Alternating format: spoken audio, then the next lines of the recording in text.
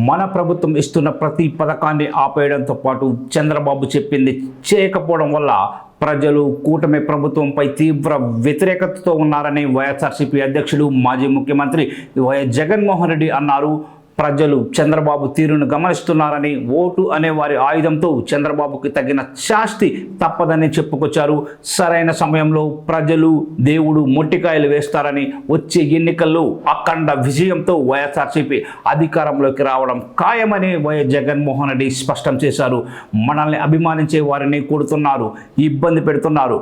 నన్ను అభిమానించినందుకే కదా వాళ్ళని కొట్టేది. వీళ్ళకు దెబ్బలు తగులుతున్నాయన్నది నన్ను బాధిస్తోంది. వారిని రక్షించుకోవాల్సిన బాధ్యత మనపైనే ఉంది. వాళ్లకు ఏదైనా జరిగితే ముందు బాధపడేది నేనే.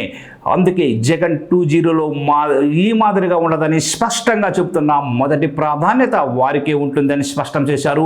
కార్యకర్తల్లో ఇప్పటికే మంచి చైతన్యం వచ్చిందని, కేడర్ ధైర్యంగా నిలబడిందని అభినందించారు.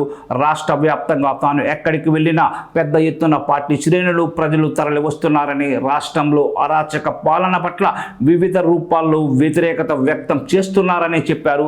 రాజకీయాలతో సంబంధం లేని వారిని కూడా కక్షకు గురి చేస్తుండడం పట్ల ప్రజల్లో తీవ్రమైన ఆగ్రహం ఉందని తెలిపారు.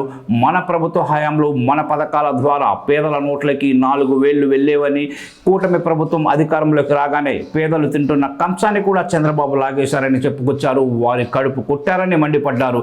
ఏదేమైనా జగన్ 2.0లో మాత్రం కార్యకర్తలకు ముందు ప్రాధాన్యత ఉంటుందని జగన్ ఈ సందర్భంగా స్పష్టం చేశారని తెలుస్తోంది.